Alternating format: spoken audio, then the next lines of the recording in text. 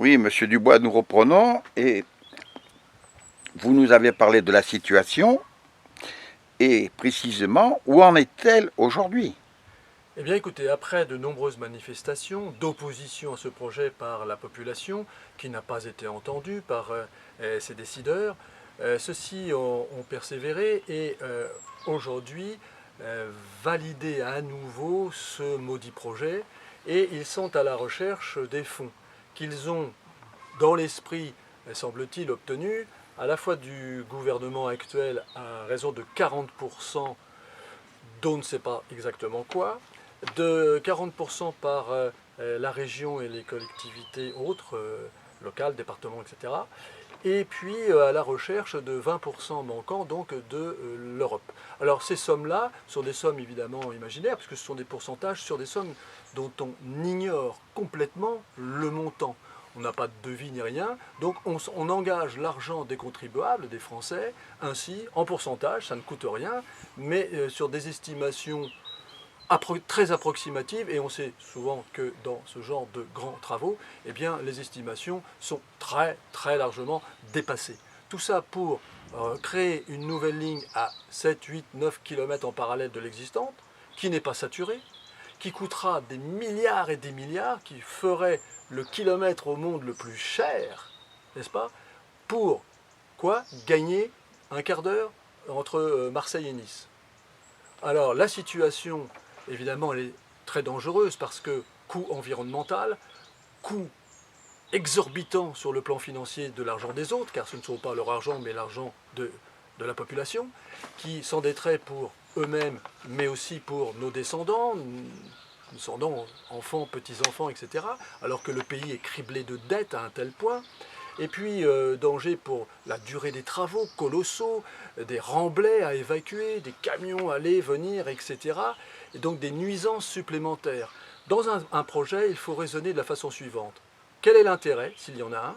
Ensuite, la faisabilité sur le plan technique et l'opportunité dans le temps de le faire ou pas. Et là, c'est un grand projet complètement inutile. La situation actuelle sur le plan de la procédure est la suivante. Il va y avoir une enquête publique, puisque le projet a été saucissonné en plusieurs phases, phase 1, phase 2 d'un côté, phase 3, phase 4 de l'autre. Phase 1, phase 2, Nice-Marseille, phase 3, phase 4, ce sont les phases dans lesquelles nous sommes, nous, au Bossé et sur Sud-Sainte-Baume. L'enquête publique va démarrer prochainement, automne, hiver, qui viennent, et là, la population, à nouveau, pourra se faire entendre de l'enquêteur, et espérons que celui-ci soit, de façon intelligente, à même de considérer que ce projet doit être abandonné tout simplement.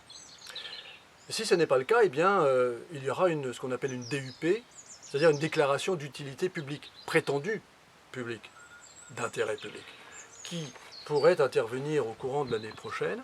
Ça, c'est une décision gouvernementale qui peut être, bien sûr, censurée par le Conseil d'État lors de recours que nous ne manquerions pas de faire si nous devons aller jusque-là pour démontrer effectivement l'ineptie d'un tel projet et le condamner radicalement par son abandon sur le plan de la procédure.